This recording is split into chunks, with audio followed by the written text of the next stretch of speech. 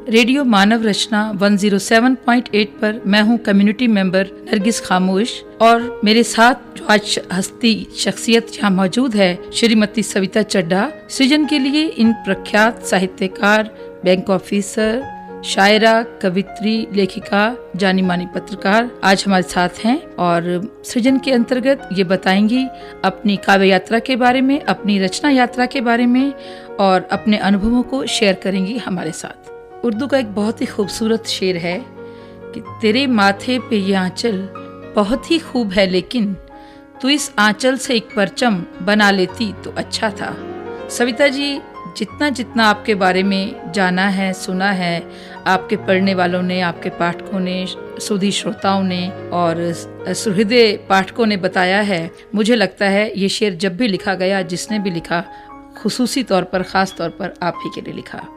आपकी ज़ुबानी सुनना चाहती हूँ कि आपकी इस रचना यात्रा की शुरुआत का कोई ऐसा बिंदु जो आपके याददाश्त में सबसे पहले नंबर पे हो। अपने सभी पाठकों को मैं नमस्कार करती हूँ और आपको बताना चाहती हूँ, बहुत शुरू में ही जब मैं स्कूल में थी तब से ही कुछ कुछ पंक्तियाँ लिखती थी जिन्हें बाद में कहा गया कि ये कविता है। लेकिन जब मैं 18 वर्ष की हुई और जो पहली कविता, जिसे मैं पहली कविता कह सकती हूँ, जो प्रकाशित भी हुई, अगर आप कहें तो मैं उसकी कुछ पंक्तियाँ आपको सुनाना चाहती हूँ। जरूर, क्यों नहीं, क्योंकि पहली रचना है और मुझे बहुत प्रिय भी है। हम तो दिल थाम के आपसे सुनने के इंतजार में बैठे हुए हैं। जी, मैं उस कविता को इस तरह से रखती हूँ। उस समय औरतों की जो स्थिति थी बहुत अच्छी नहीं थी। 1972 की बात है लगभग। तो ये कविता उन्हीं को समर्पित है और इसका शीर्षक मैंने तब रखा था, औरत एक मनस्थिति। बहुत खूब। और कविता ऐसे है कि एक पत्ता भी नहीं है वृक्ष पर, जैसे मुझ में एक आशा भी नहीं। बहुत खूब। डोलती शाखाएं वृक्ष पर ऐसे, मेरे ही शरीर के अंग हों जैसे। जब भी आता है झोंका पवन का एक, हिल जाती हैं शाखाएं वृक्ष की अनेक। जड़ वृक्ष की रही वहीं की वहीं, न हिली पवन के झकोरों से। जड़ वृक्ष की रही वहीं की वहीं, न हिली पवन के झकोरों से। एक क्या आए अनेक झोंके, जड़ की ही तरह रही जड़ मैं भी, न हिली न डुली और न टूटी ही। ये पंक्तियां मैंने तब लिखी थी जब मैं एक पेड़ को पहले बहुत पत्तों से घिरा हुआ देखती थी और एक दिन पतझड़ में जब मैंने उस पेड़ को पत्तों से रहित पाया, अचानक ये भाव मेरे मन में आए तो मैंने ये कविता लिखी, औरत एक मनस्थिति। शायद पाठकों को, आपको अच्छी लगे। मैं समझ आज पाई हूँ कि आपके शायरी के और आपकी रचनाओं के दीवाने इतने क्यों हैं, क्योंकि आपकी पहली ही रचना इतनी ज्यादा जोरदार थी और इतनी मजबूत जमीन पर लिखी हुई थी। तो आपका सविता जी, जहाँ तक मेरी नॉलेज में है, आपका पहला कहानी संग्रह सन 1984 में प्रकाशित हुआ। जी हाँ जी, है ना, जिसका शीर्षक था आज का जहर। जी हाँ। और बहुत खास बात थी कि इसको श्रीमती इंदिरा गांधी जी के निवास स्थान पर उनके कमलों से इस पुस्तक का विमोचन हुआ। जी हाँ जी। और आप उस अपने किताब के बारे में और उस अनुभव के बारे में बताइए। जी, आपने बहुत अच्छी बात मुझे याद दिलाई। वो अवसर याद कर आज भी मैं बहुत प्रसन्न भी होती हूँ, सिहर उठती हूँ। जब किसी मेरे लेखक मित्र ने प्रधानमंत्री निवास पर पत्र लिखा कि मेरी एक पुस्तक आई है और वो आपको भेंट करना चाहती हैं लोकार्पण के लिए, तो प्रधानमंत्री निवास से मुझे फोन आया कि आपको समय मिल गया है। तो मुझे लगा कि मेरे साथ किसी ने मजाक किया है, मुझे समय कैसे मिल सकता है, मुझे विश्वास नहीं हुआ। फिर मैंने प्रधानमंत्री निवास पर फिर फोन किया कि क्या मेरी पुस्तक वास्तव में अनुमोदित हो गई है उसके लिए। तो उन्होंने कहा जी हाँ। उस रात मैं बहुत प्रसन्न थी और आप सच माने बिल्कुल नींद पूरे ढंग से नहीं आई, बहुत खुश थी। और इंदिरा जी से मिलने का वो जो अवसर था, उनका स्पर्श जो मुझे है वो मैं आज भी अपनी पीठ पर महसूस करती हूँ और मैं बहुत ही खुश हुई। हमारी काफ़ी वार्तालाप रही, मेरा परिवार साथ में था, कुछ लेखक भी थे और जो स्मृति है वो आज भी मुझे बहुत ही उत्साहित करती है, प्रोत्साहित करती है और मैं इंदिरा जी को बहुत ही श्रद्धा के साथ याद करती हूँ। चलिए सविता जी, आपने अपनी जिंदगी के एक बहुत खूबसूरत अनुभव को हमारे साथ बांटा। आइए इस खूबसूरत याद को दोहराते हैं अपने ही आपके एक बहुत पसंदीदा गीत के साथ। जी ठीक, किन पंक्तियों के साथ हम याद करते हैं उन लम्हों को दोबारा से। उनकी याद वो नहीं आए, लो आ गई उनकी याद, वो नहीं आए।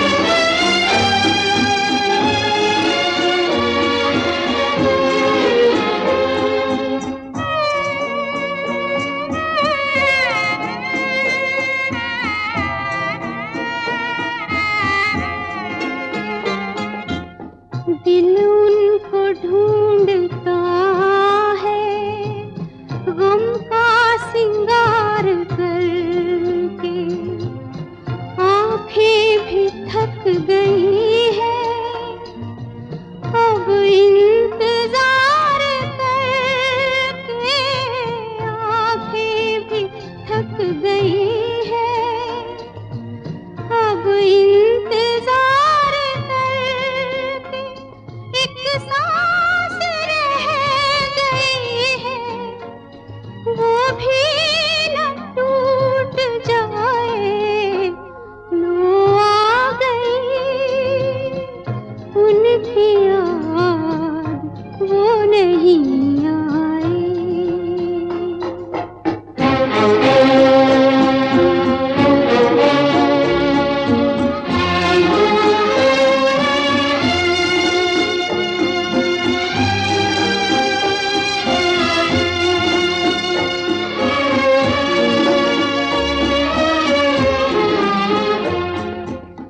रोती है आज हम पर तन्हाइयाँ हमारी, रोती है आज हम पर तन्हाइयाँ हमारी, वो भी न पाए शायद परछाइयाँ हमारी, बढ़ते ही जा रहे हैं मायूसियों के साए। लो आ गई उनकी याद, वो नहीं आए।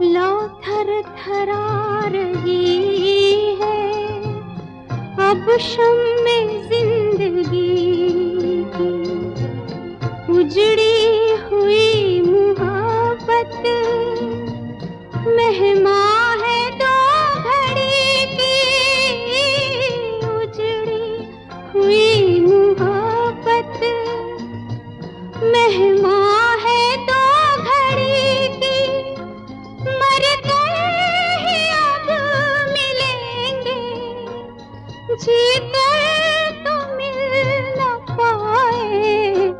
लो आ गई उनकी याद, वो नहीं आए।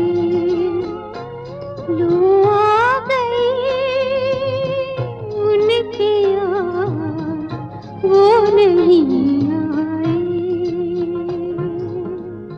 Welcome back. सृजन में फिर से आपका स्वागत है। रेडियो मानव रचना 107.8 पे मैं हूं कम्युनिटी सदस्य नरगिस खामोश, और मेरे साथ जो वर्सेटाइल शख्सियत हैं, जो बहुआयामी रचनाकार हैं, श्रीमती सविता चड्ढा जी। उनकी रचनाधर्मिता पे, उनकी रचनात्मकता के अनेक पहलुओं पे आज हम चर्चा कर रहे हैं। अभी सविता जी, हम आपसे आपके पहले कहानी संग्रह आज का जहर पे बात कर रहे थे जी। आपकी बहुत सारी रचनाएं हैं, बहुत सारी किताबें आपकी आई हैं, तब से मेरा ख्याल, जब से आपका पहला कहानी संग्रह प्रकाशित हुआ जी, और जी। उसका विमोचन हुआ, उसके बाद से आपकी रचना यात्रा बहुत गति के साथ, जी हाँ। रवानी के साथ चलती रही और लगभग हर वर्ष आपकी कोई ना कोई किताब आती रही। जी हाँ, जी। और सिर्फ कहानी नहीं, सिर्फ शायरी नहीं, कविता नहीं, साहित्य के सभी विधाओं में आपने लिखा है। जी 8 कहानी संग्रह, 4 काव्य संग्रह, जी हाँ, जी। 2 बाल कहानी संग्रह और पत्रकारिता पर, माय गॉड, 8 पुस्तकें। जी हाँ, कमाल कर दिया आपने तो। जी।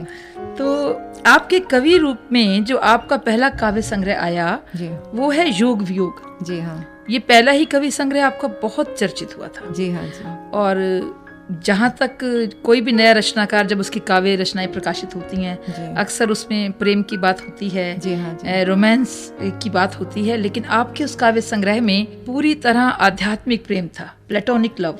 जी हाँ, राधा और कृष्ण के प्रेम पर आधारित थी आपकी ये रचना। जी। कृष्ण जो महामानव थे, राधा उनकी सूक्ष्म प्रेयसी थी, जी। आत्मिक प्रेयसी थी। उस किताब के बारे में आप थोड़ा कुछ बताइए। जी, मैं आपको ये बताना चाहती हूँ कि मैं श्री कृष्ण से, उनके जो चरित्र है पूरा, उससे बहुत ही प्रभावित रही हूँ। और बाद में मैं आपको बताना चाहती हूँ कि श्री कृष्ण जी को लेकर मैंने काफ़ी लेख और एक जैसे उपन्यास भी उनके उस पर लिखा। लेकिन अच्छा। सबसे पहला जो मेरा योग वियोग आया, उसमें सारी रचनाएं जो थी वो कृष्ण श्री राधा। कृष्ण के मिलने पर, और श्री कृष्ण से जब राधा जी अलग होती हैं तो वो वियोग के क्षण जो थे। और वियोग। तो बाई चांस अब आपने याद दिलाया तो मुझे कुछ पंक्तियां याद आ रही हाँ, हैं। मैं सुनाइए। देखती हूँ मैं सुना पाती हूँ कि नहीं। वो इस तरह से थे कि राधा का प्रश्न है कि तुम मेरे हो बोलो तो जरा, या मैं ही धोखा खाती हूँ। तुम मेरे हो बोलो तो जरा, या मैं ही धोखा खाती हूँ। तुम मुझको पास बुलाते हो या मैं ही भागी आती हूँ। तुम भी जगते हो रातों में या मैं ही जगती रहती हूँ। कुछ यत्न करो अथवा नकार दो, मुझको बंधन से मुक्त करो। बहुत ही लंबी कविता है, मुझे कुछ चंद लाइनें याद आई हैं उसकी। तो इस तरह से सारी जो कविताएं थी वो कभी श्री कृष्ण की थी मिलने की, और जब राधा जी और वियोग जब वो उनका हुआ या वियोग होने वाला था, जब श्री कृष्ण अलग होने वाले थे, तो उस दौरान की सारी रचनाएं लगभग उसी सूक्ष्म मनोस्थितियां हैं। जी हाँ, उसी पर थी। लगभग पूरा ये संग्रह उन्हीं को समर्पित था। हाँ जी। मुझे आपकी कविता की बात सुनकर कुछ पंक्तियां याद आ गईं, राधा और कृष्ण पर ही, जी कि आ भी जाओ मेरी राहों में कन्हैया बनकर, जी। आ भी जाओ मेरी राहों में कन्हैया बनकर, मैं भी मुरली हूँ कोई तान लिए बैठी हूँ। वाह वाह वाह, बहुत बहुत नाम अच्छा। सुनती हूँ तुम्हारा जी। तो मैं इतराती हूँ, अपनी चाहत में अजब शान लिए बैठी हूँ। वाह वाह।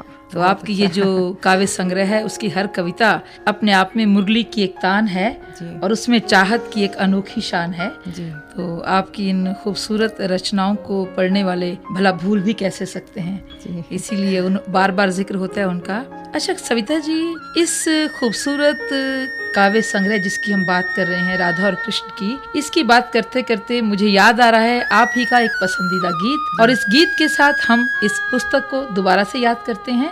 इसकी हर कविता को अपने मन में, अपनी आत्मा में सूक्ष्म आध्यात्मिक रूप में महसूस करते हैं। जी बिल्कुल।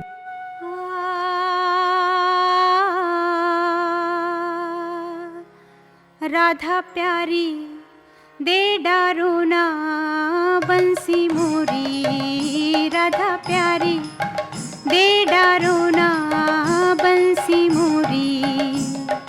ये बंसी में मेरो प्राण बसत है, ये बंसी में मेरो प्राण बसत है। वो बंसी हो गई चोरी, गई चोरी। राधा प्यारी दे डारो ना बंसी मोरी।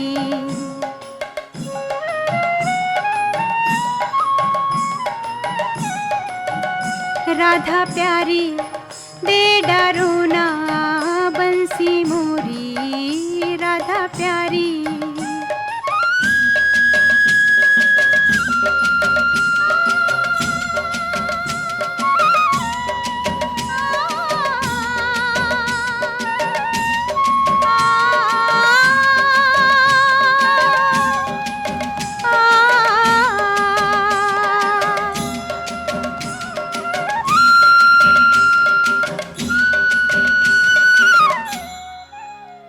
काहे से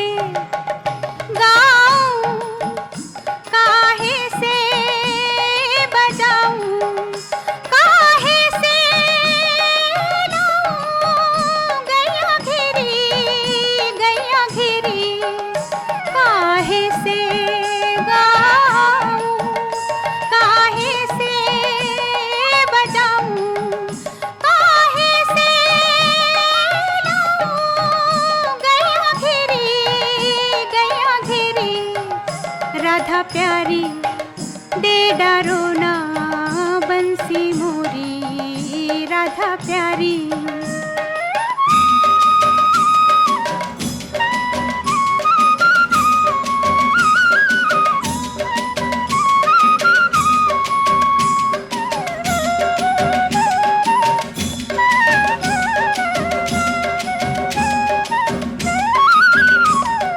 हा हा करत तेरे पैया परत तरस खा प्यारी प्यारी मोरी राधा प्यारी। हा हा करत तेरे पैया परत तरस खा प्यारी प्यारी मोरी राधा प्यारी।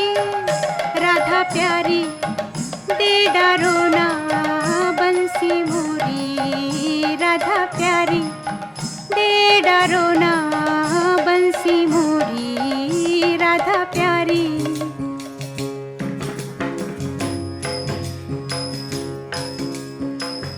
मीरा के प्रभु गिरधर नागर। मीरा के प्रभु गिरधर नागर बंसी लेकर छोड़ी। बंसी लेकर छोड़ी राधा प्यारी दे डरो ना बंसी मोरी राधा प्यारी। दे डरो ना बंसी मोरी राधा प्यारी। दे डरो ना बंसी मोरी राधा प्यारी। दे डरो ना। सविता जी, आपका स्वागत है फिर से रेडियो मानव रचना 107.8 पे। आप नरगिस खामोश और सविता चड्ढा को सुन रहे और सृजन के अंतर्गत सविता चड्ढा जी जो बहुत बहुआयामी व्यक्तित्व की धनी हैं, एक महान शायरा, लेखिका, पत्रकार, अनुवादक और बैंक में ऑफिसर भी हैं और बहुत सारे उनके रूप हैं। मैं सविता जी एक प्रश्न पूछूंगी जी। कि इतने सारी भूमिकाओं के बीच में आप संतुलन कैसे बिठाती हैं? मुझे लगता है कि कुछ सब भगवान की तरफ से ही कुछ हो जाता है। मैं इसके लिए कुछ खास प्रयास नहीं करती। बस मैंने कुछ नियम बनाए हैं अपने पूरे जीवन में। जो समय है मैं उसका एक एक पल उसका उपयोग करती हूँ। Time management. जी हाँ, टाइम मैनेजमेंट का बहुत ध्यान रखती हूँ। मैं शादियों में प्रायः नहीं जाती क्योंकि उसमें 7-8 घंटे लगते हैं। बहुत। मैं फिल्में नहीं देखती हॉल में जाकर क्योंकि उसमें 5-6 घंटे लग सकते हैं। तो ऐसे थोड़ा समय बचाकर जो भी मुझे समय मिला उसको मैंने अपने सृजन में लगाया। हम जिसके अंतर्गत बात कर रहे हैं। एक एक बूंद आपने समेट कर हम पढ़ने वालों के लिए एक समंदर तैयार कर दिया। जी। एक पाठक वर्ग जिसमें जो है अवगाहन कर सकता है, जिसके बस अंदर इसी तरह से कुछ जी आपकी रचनाओं के मोती हासिल कर सकता है। जी जी। तो आपके इस बहुआयामी व्यक्तित्व के लिए मुझे याद आ रही हैं एक खूबसूरत गीत की पंक्तियां जो नारी के हर रूप को उजागर करती हैं। आइए सुनते हैं इस गीत को।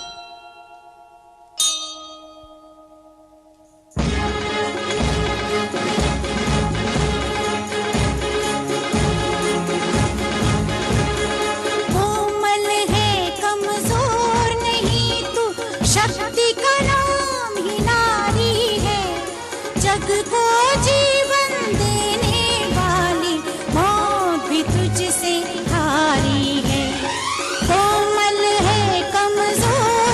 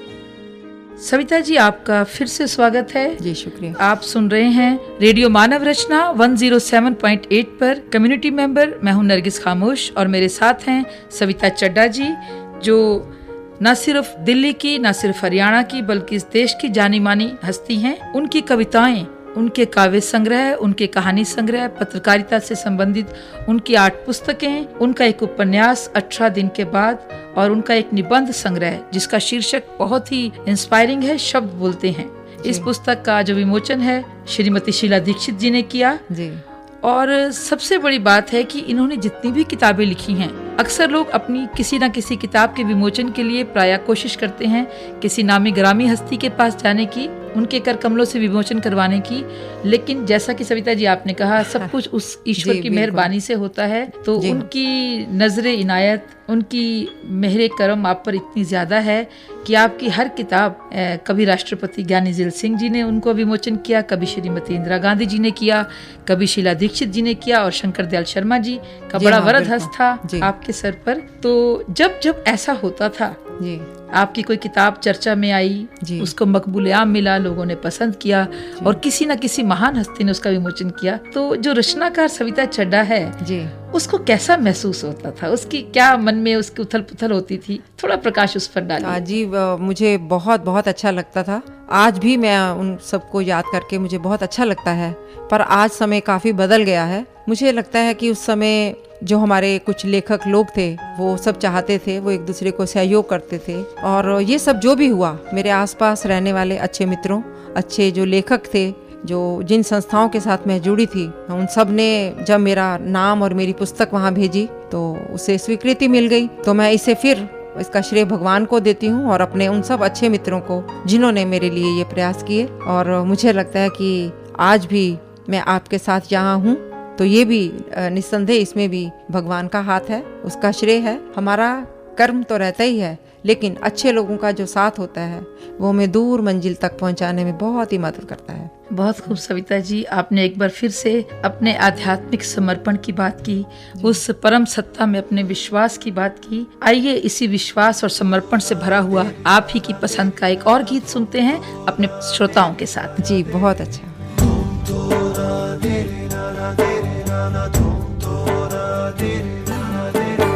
ये हौसला कैसे झुके, ये आरज़ू कैसे रुके, ये हौसला कैसे झुके, ये आरज़ू कैसे रुके, मंजिल मुश्किल तो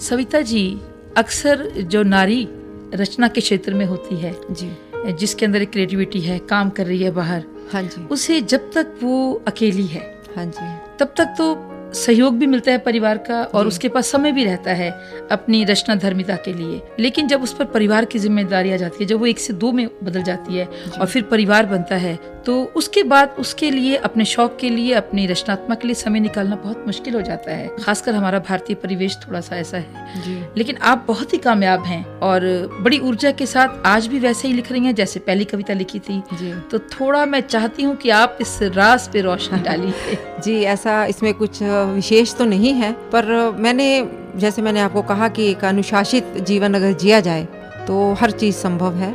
मैंने पूरा ये तय किया है कि मैं कोशिश करूंगी कि हर वर्ष मैं एक किताब कम से कम मेरी पाठकों के समक्ष आए। तो मैं इस बात को हमेशा ध्यान में रखती हूँ कि मेरा एक भी जो पल है वो कहीं ना जाए, और मैं थोड़ा लिखती हूँ रोज। जब वो एक पुस्तक का सामग्री हो जाती है तो उसको फिर पुस्तक के शेप में वो आ जाती है, और बाई चांस ये फिर श्रेय भगवान को जाता है। प्रकाशक खुद ब खुद पुस्तक संपर्क करते हैं, और जो पुस्तक अभी मैंने सोची ही है कि मैं कभी लिखूंगी या मैंने उसके कुछ पृष्ठ लिखे हैं, उसको भी प्रकाशित करने के लिए प्रकाशक मुझे संपर्क कर लेते हैं और वो लिस्ट में नाम दे देते हैं कि आप ये पुस्तक अगली हमें ही देना। तो मैं कुछ नहीं जानती ये सब कैसे हो रहा है, ये क्यों हो रहा है। लोग कहते हैं पुस्तकें छपती नहीं, पुस्तकें बिकती नहीं। मुझे ऐसा कुछ नहीं लगता। मुझे लगता है अपना कर्म हमें बहुत ही बखूबी, पूरे मन से, मनोयोग से, एकाग्रता के साथ करना चाहिए, फिर सारी शक्तियाँ हमारे साथ हो जाएंगी, ऐसा मुझे लगता है। तो आप निष्ठा के साथ लिखती हैं, जी, निष्ठा के साथ सोचती हैं, विश्वास के साथ कर्म करती हैं जी। और फिर कड़ी से कड़ी जुड़ती चली जाती है। जी हाँ। आइए सुनते हैं हम आपकी पसंद का एक और सुंदर मधुर गीत।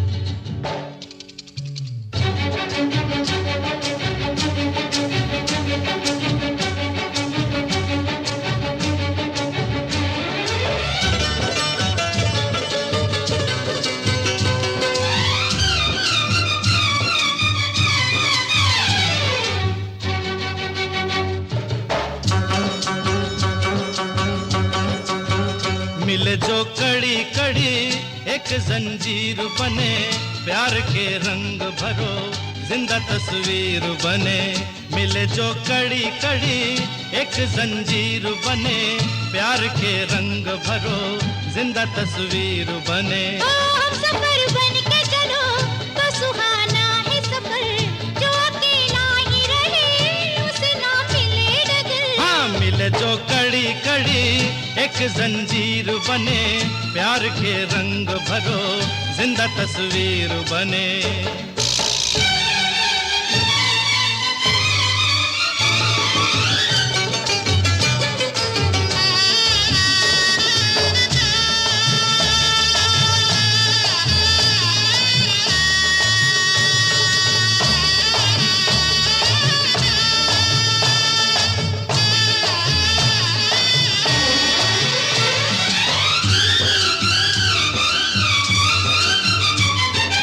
मार के मन को जिए तो क्या जिए, जिंदगी है मुस्कुराने के लिए।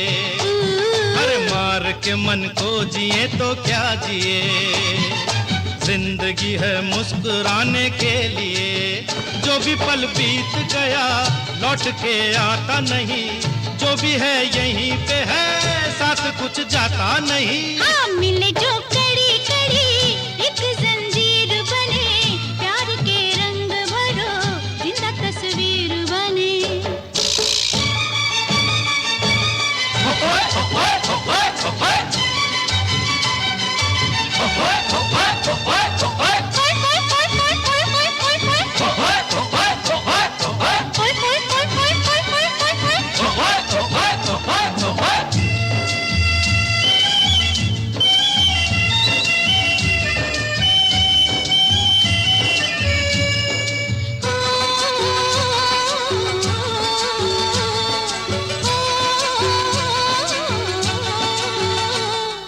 चाहे और कुछ न मुझे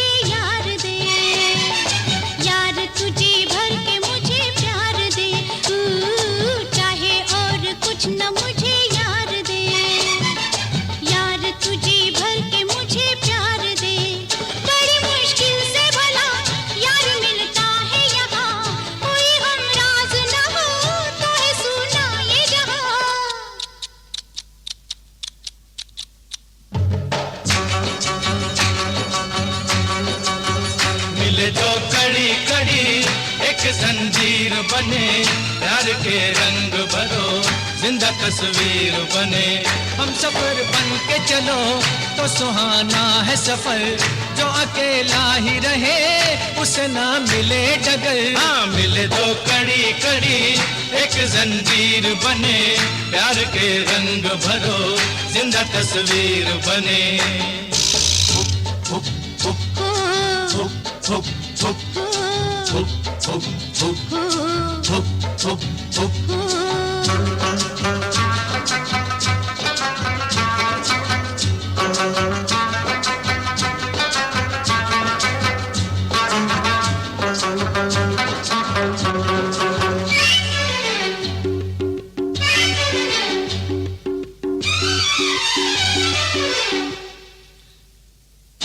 जाने एक दिन ये कैसे हो गया, चलते चलते मैं राहों में खो गया। जाने एक दिन ये कैसे हो गया, चलते चलते मैं राहों में खो गया। सुबह का भूला हुआ शाम घर लौट आए, उसे भूला न कहो यही है अपनी राय। मिले दो कड़ी कड़ी एक जंजीर बने, प्यार के रंग भरो जिंदा तस्वीर बने।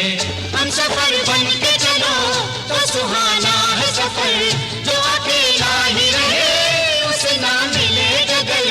मिले दो कड़ी कड़ी एक जंजीर बने, प्यार के रंग भरो जिंदा तस्वीर बने, हो जिंदा तस्वीर बने।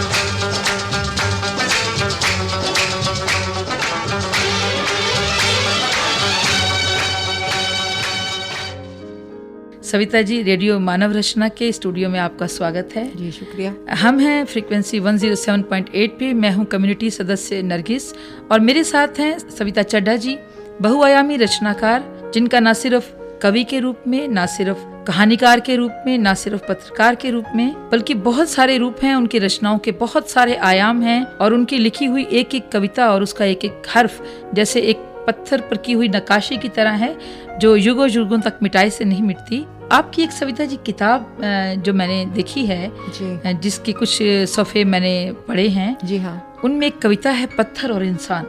जी जी तो उसकी कुछ पंक्तियां बड़ा मन को छू जाती हैं कि पहाड़ तक पानी का कोलाहल सुन राह दे देते हैं उसे। जी हाँ पहाड़ जो सबसे कठोर चीज है, जी। सख्त जान है, पहाड़ तक पानी का कोलाहल सुन राह दे देते हैं उसे। तुम इंसान हो, जरा सोचो तुम क्यों पत्थर हो। पहाड़ इंसान से अधिक विनम्र है, उसमें हरियाली है, झरने हैं।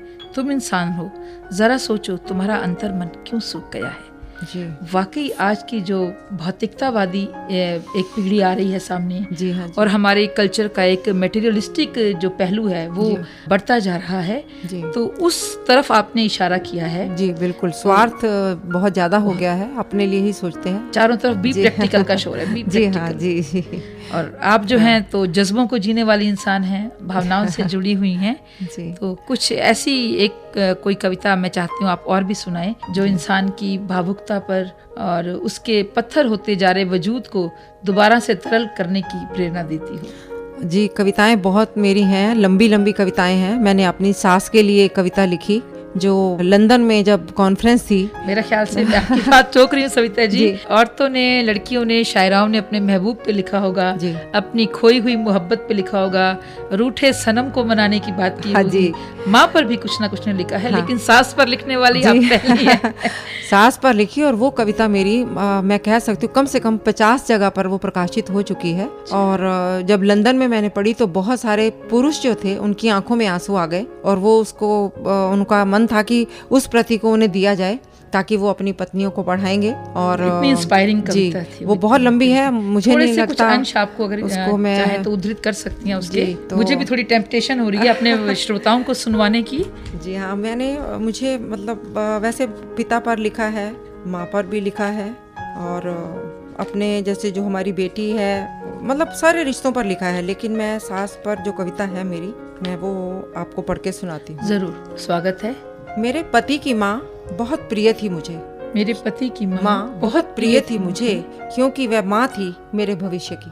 बहुत खूब, बहुत खूब। और वर्तमान में उसके 4 पुत्र थे जो बड़े बड़े कारोबार में व्यस्त थे। माँ हर रोज तीज त्योहार मनाती, कभी एक तो कभी दूसरे बेटे के घर जाती। बेटों को कहाँ थी फुर्सत, सब अपनी अपनी उलझनों, अपने अपने परिवारों में व्यस्त थे। सबके पास मोटर कार थी, पर माँ को कोई ना दरकार थी।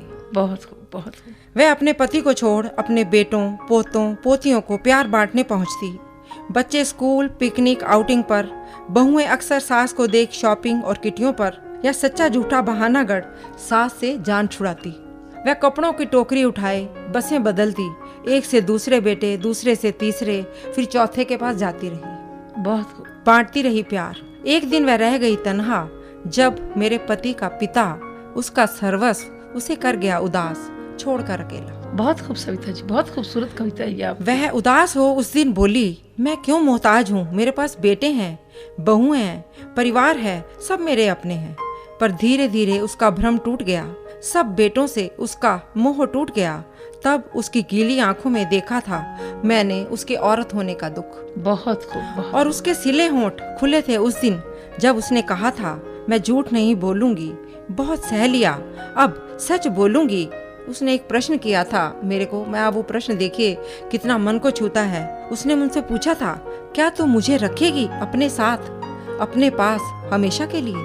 क्या जब उसका पति नहीं रहा, तब वो एक दिन मेरे पास आई और उन्होंने पूछा कि क्या तू मुझे रखेगी अपने पास हमेशा के लिए? मेरा मन इस प्रश्न के जवाब में बोला, मैं सारी धरती, सारा आकाश इनके नाम कर दूं। ये माँ है मेरे भविष्य की, मैं इन्हें कैसे ना कर दूं। बहुत खूब, बहुत खूब और सविता जी। वह कुछ रही हमारे साथ। वाकई। बहुत लंबी कविता है और उसकी आखिर की पंक्तियां हैं कि उनकी कोई बात मुझे कभी नहीं बुरी लगी। बिल्कुल आखिर की पंक्तियां सुनाती हूँ कि आज भी सुबह तुमने मुझे जगाया है, आज भी सुबह तुमने मुझे जगाया है। तुम सच में माँ हो मेरे भविष्य की, तुम नहीं हो पास, हो चाहे उस पार, पर तुम्हारी खुशबू है मेरे आसपास, हमेशा रहती है तुम्हारी खुशबू मेरे आसपास। बहुत लंबी कविता है, सारी बहुत सुनाती खूबसूरत, तो बहुत जो- तो इस तरह से दिल को छू लेने वाली पंक्तियां, हाँ। खासकर वो कि मन चाहा मैं उनके नाम लिख दूं, सारी धरती, सारा आकाश, इनके नाम क्योंकि कर वो भविष्य की माँ हैं। जी हाँ। वाकई मैं सोच सकती हूँ कि जिसने भी इसे सुना होगा, आंखों में आंसू आए बिना नहीं रहे होंगे। सविता जी, आपकी इस रचना के नाम सारी धरती, सारा आकाश, और इस रचना के नाम खास तौर पर ये गीत, ये नज्म, ये याद। माँ है मोहब्बत का नाम, माँ है मोहब्बत का नाम, माँ को हजारों सलाम, कर दे फिदा जिंदगी, आए जो बच्चों के काम। माँ है मोहब्बत का नाम, माँ को हजारों सलाम।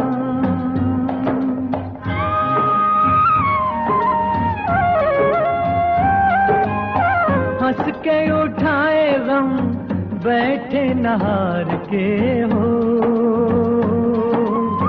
पाले जमाने को वो अपने को मार के हो, भूख मिटाए सदा, प्यास बुझाए सदा, प्यार लुटाए सदा, मांगे ना कीमत ना दाम। माँ है मोहब्बत का नाम, माँ को हजारों सलाम।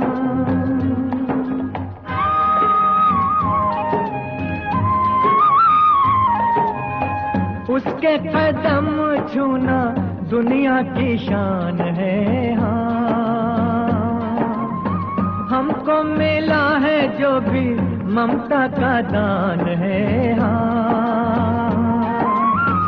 बाग लगाती है माँ, फूल खिलाती है माँ, विपदा उठाती है माँ, देती है खुशियाँ तमाम। माँ है मोहब्बत का नाम, माँ को हजारों सलाम।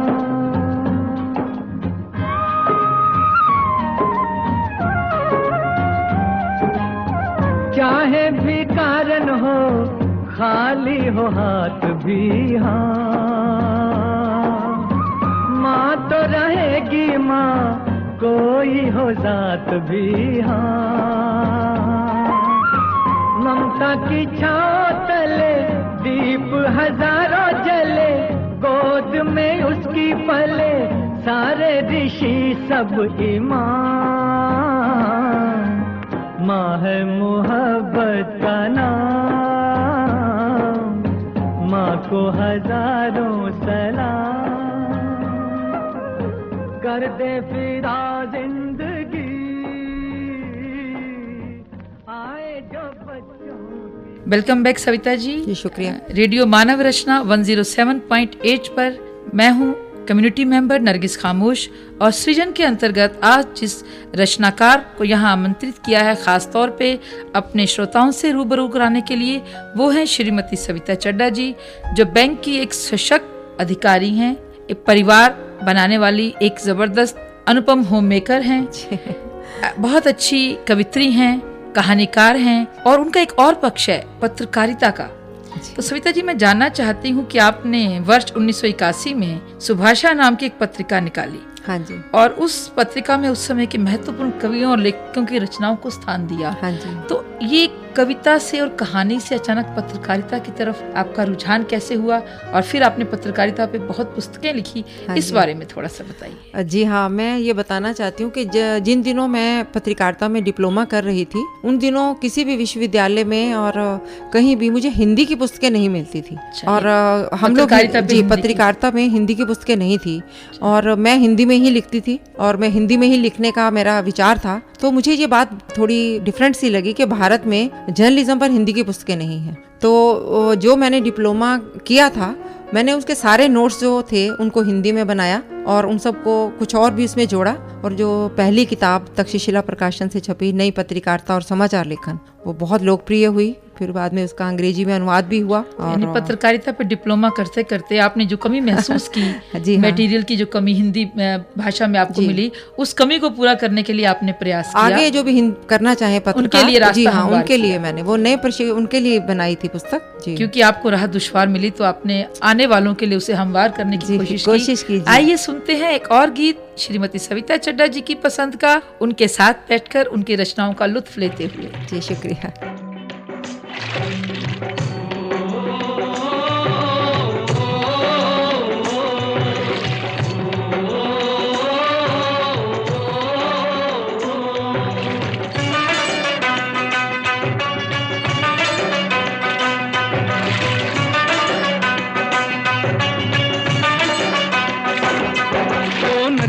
चले चले रे धारा,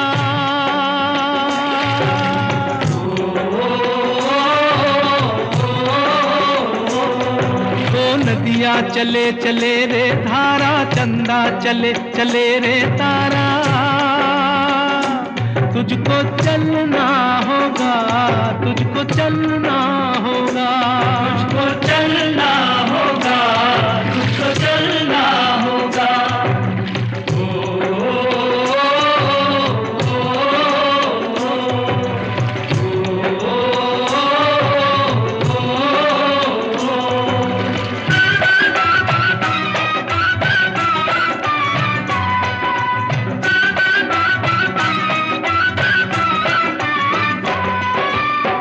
जीवन कहीं भी ठहरता नहीं है, जीवन कहीं भी ठहरता नहीं है, आंधी से तूफान से डरता नहीं है, तू न चलेगा तो चल देंगी राहें,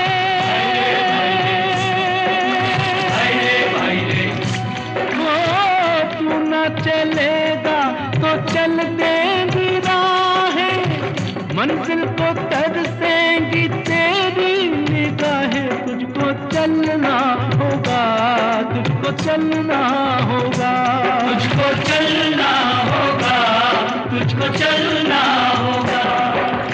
ओ नदिया चले चले रे धारा, चंदा चले चले रे तारा, तुझको चलना होगा, तुझको चलना होगा, तुझको चलना होगा, तुझको चलना होगा।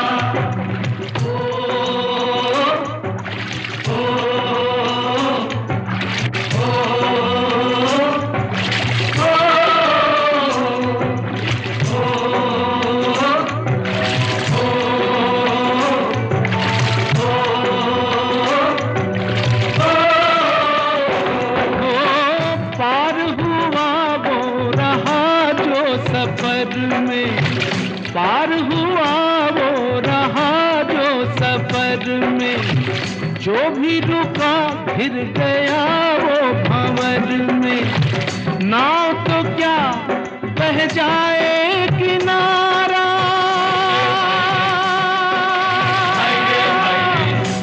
ओ नाव तो क्या बह जाए किनारा, बड़ी ही तेज समय की धारा। तुझको चलना होगा, तुझको चलना होगा, तुझको चलना होगा, तुझको चलना होगा।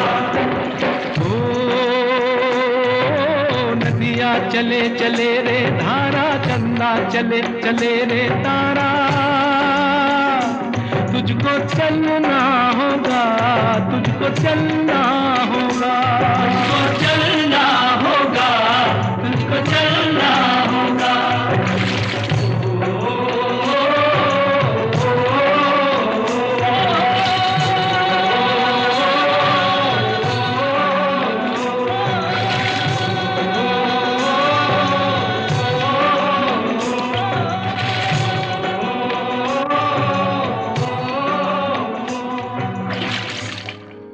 सविता जी, स्टूडियो में आपका दोबारा से स्वागत है। जी शुक्रिया। हम हैं रेडियो मानव रचना 107.8 पे।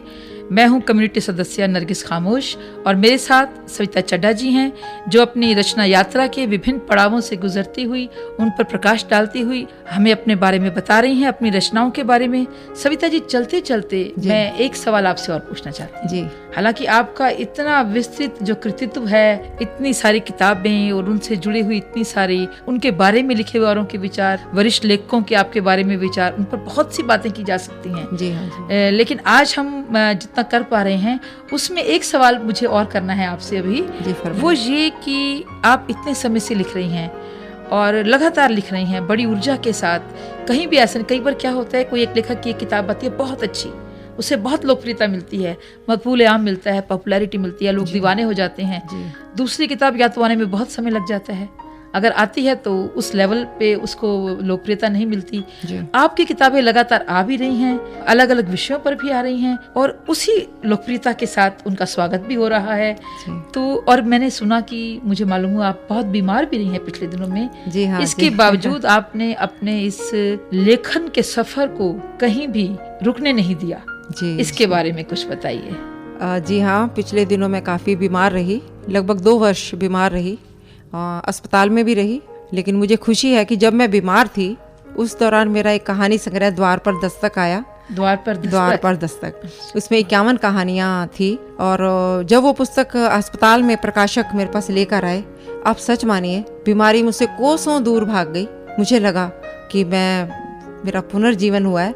वो पुस्तक मेरी अब तक की प्रकाशित किताबों में से सबसे ही सुंदर पुस्तक थी और सबसे बड़ी पुस्तक थी। तो मैं कह सकती हूँ कि जो छपे हुए शब्द थे, जो मेरे हाथ से लिखे हुए शब्द थे, उन्होंने मुझे फिर से जीवन दिया और मैं फिर आप सबके बीच में आ गई।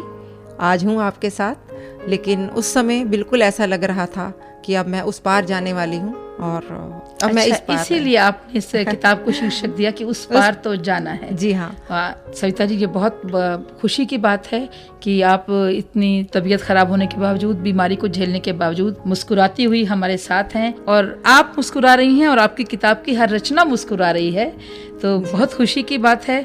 ईश्वर करे आपके अंदर ये ऊर्जा, ये जो आपको प्रतिभा का दैवीय वरदान मिला है, ये इसी तरह आपको ऊर्जावान रखे, आपके अंदर रचना की लहरें इसी तरह हिलोरें लेती रहें और हम इसी तरह बार बार साथ बैठकर आपकी रचनाओं पे चर्चा करते रहें। आइए चलते चलते सुनते हैं आपकी पसंद का एक और गीत। जी बहुत अच्छा। नमस्कार।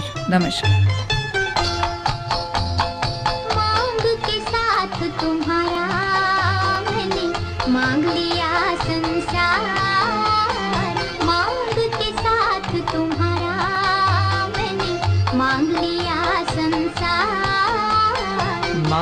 के साथ तुम्हारा मैंने मांग लिया संसार, मांग के साथ तुम्हारा।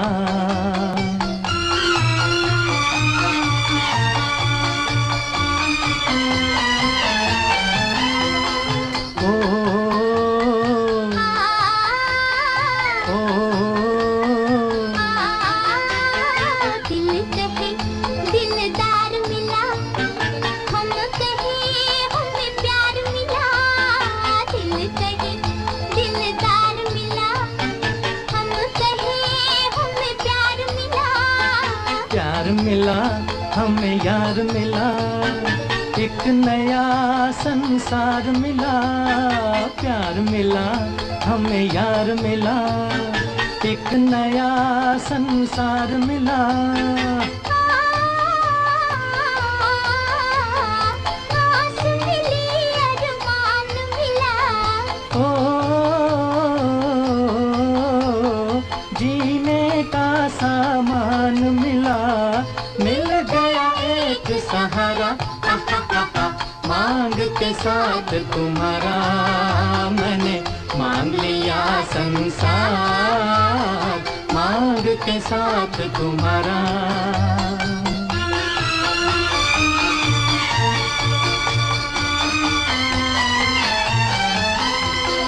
ओ, ओ,